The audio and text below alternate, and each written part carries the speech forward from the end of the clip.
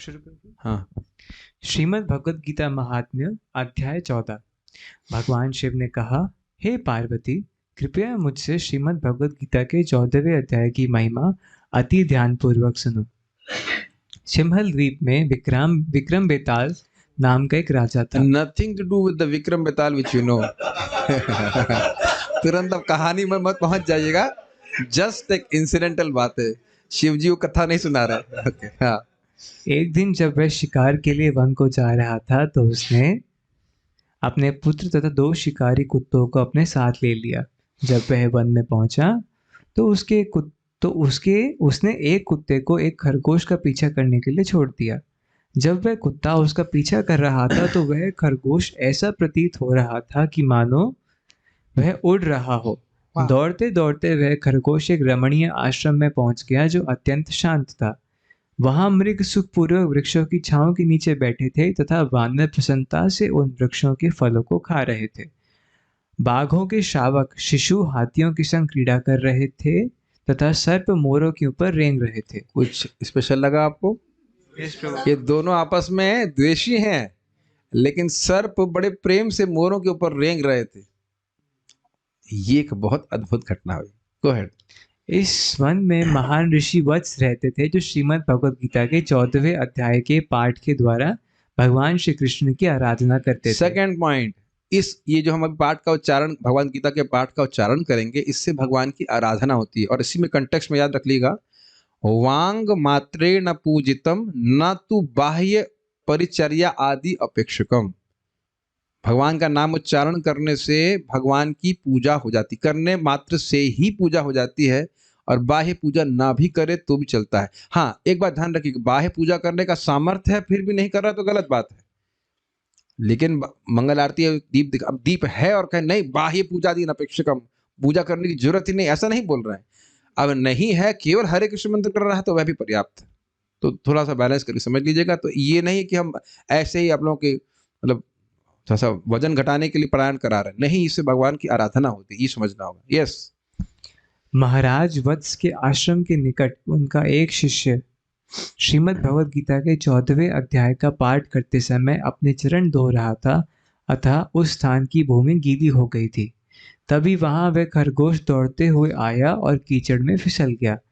तत्काल ही उस खरगोश को एक स्वर्गीय देह प्राप्त हो गया तथा एक विमान नीचे आया और उसे उठाकर स्वर्गीय लोक में ले गया। कुछ क्षण पश्चात वह कुत्ता उस खरगोश की कोच में वहां आया और वह भी कीचड़ में फिसल गया और उसने उस कुत्ते के शरीर को त्याग कर दिया और एक स्वर्गीय शरीर प्राप्त किया तथा उसे भी स्वर्गीय लोकों में ले जाया गया। यह सब देखकर महाराज वत्स का शिष्य हंसने लगा। राजा विक्रम बेताल उन मनोरंजक घटनाओं को देखकर उस ब्राह्मण से पूछते हैं, यह कैसे संभव है कि खरगोश तथा कुत्ता मेरे नेत्र के सामने स्वर्ग चले गए? उस ब्राह्मण ने कहा, इस वन में वत्स नामक एक महान ऋषि हैं जिन्होंने पूर्णतया अपनी इंद्रियों को जीत लिया है। वे सदैव श्रीमद् भगवद गीता के 14वें अध्याय के पाठ में लगे रहते हैं। मैं उनका शिष्य हूँ तथा उनकी कृपा से मैं भी सदा श्रीमद् भगवद गीता के 14वें अध्याय के पाठ में संलग्न रहता हूँ। किसके चरण से उद्धार हुआ था? किसके चरण की तरफ से उद्धार हुआ था? शिष्य के। गुरु महाराज से मिले भी नहीं। यस। उसके कारण जब खरगोश तथा कुत्ता उस कीचड़ में फिसल गए जो मेरे पैरों को धोने वाले जल के कारण हो गया, जिससे इन दोनों ने उच्चतर लोगों को प्राप्त किया। अब मैं तुम्हें बतलाऊंगा कि मैं क्यों हंस रहा था। महाराष्ट्र में प्रतुधक नामक एक नगर है। केशव नाम का एक ब्राह्मण वहां रहता था। वह मनुष्यों में सर्वाधिक क्रूर था। उसकी पत्नी का नाम विलोपना था। वह एक अत्यंत दुष्चरिता स्त्री थी जो सदा अन्य पुरुषों की संगति का भोग करती थी। इस कारण से उसके पति अत्यंत क्रुद्ध हुआ और उसने उसकी हत्या कर दी। अपने अगले जन्म में वह कुत्ता बन गई तथा वह ब्राह्मण केशव अपने पापमय कृत्यों के कारण वह खरगोश बन गया। भगवान शिव ने कहा, श्रीमद् भगवद गीता के 14वें अध्याय की महिमा सुनने के पश्चात राजा विक्रम बेताल ने प्रतिदिन श्रीमद् भगवद गीता के 14वें अध्याय का पाठ करना आरंभ कर दिया तथा जब उन्होंने अपने उस देह का त्याग किया तो वह वैकुंठ चले गए, जहाँ वह शाश्वत रूप से भगवान विष्णु के चरण कमलों की सेवा में संलग्न रहने में सक्षम हो सके। श्रीमद् भगवद गीता 14वें अध्याय की जय। Start now. श्रीमद् भगवद गीता अध्याय 14। श्री भगवान उवाच परम भूयः प्रवक्ष्यामि ज्ञानानां ज्ञानमुत्तमम् यज्ञात्वा मुनयः सर्वे परां सिद्धिमितो गताः इदं ज्ञानम् उपाश्रित्य मम साधर्म्यमागताः सर्गेऽपि नोपजायन्ते प्रलये न व्यथन्ति च मम योनिर्महद् ब्रह्म तस्मिन् गर्भं ददाम्यहम् सम्भवः सर्वभूतानां ततो भवति भारत सर्वयोनिषु कौन्तेया मूर्तयः सम्भवन्ति याः तासां ब्रह्म महदयोनिरहं बीजप्रदः पिता सत्वं रजस्तम इति गुणः प्रकृतिसम्भवाः निबध्नन्ति महाबाहो देहे देहिनमव्ययम् तत्र सत्वं निर्मलत्वात् प्रकाशकम् अनामयम्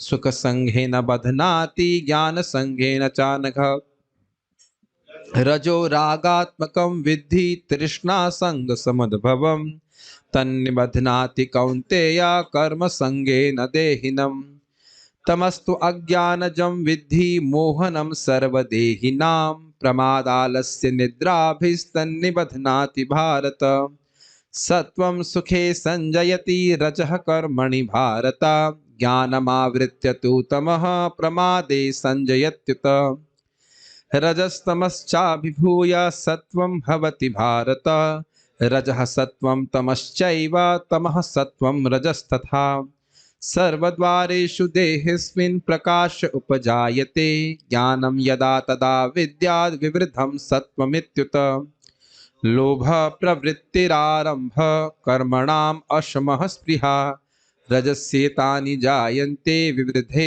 भरतर्षभ अप्रकाशो प्रवृत्तिश्च प्रमादो मोह एव च तमस्येतानि जायन्ते विवृद्धे कुरु नन्दन यदा सत्त्वे प्रवृद्धे तु प्रलयं याति देहभृत् तदोत्तमविदां लोकान् अमलान् प्रतिपद्यते रजसी प्रलयं गत्वा कर्मसङ्गीषु जायते तथा प्रलीनस्तमसि मूढयोनिषु जायते कर्मणः सुकृतस्याहुः सात्विकं निर्मलं फलं रजसस्तु फलं दुःखम् अज्ञानं तमसः फलम् सत्त्वात् संजायते ज्ञानं रजसो लोभ एव च प्रमादमोहौ तमसो भवतो ज्ञानमेव च ऊर्ध्वं गच्छन्ति सत्त्वस्था मध्ये तिष्ठन्ति राजसाः जघन्यगुणवृत्तिस्था अधो गच्छन्ति तामसाः नान्यं गुणेभ्यः कर्तारं यदा दृष्टानुपश्यति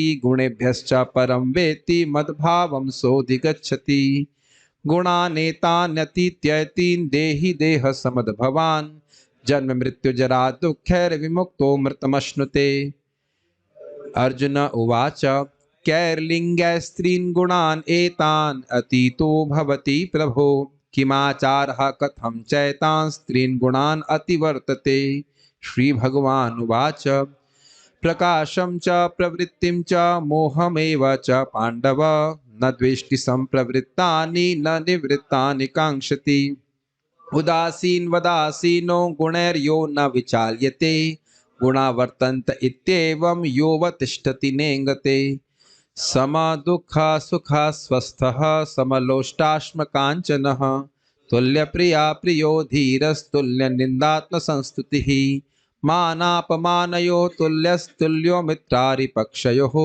सर्वारम्भ परित्यागी गुणातीतः स उच्यते मां जयो व्यभिचारेण भक्तियोगेन सेवते सगुणान् समतीत्येतान् ब्रह्म भूयाय कल्पते ब्रह्मणो हि प्रतिष्ठाहम् अमृतस्याव्ययस्य च शाश्वतस्य च धर्मस्य सुखस्य कान्तिकस्य च हरे कृष्णा कृष्णा कृष्णा हरे हरे हरे राम राम राम हरे हरे।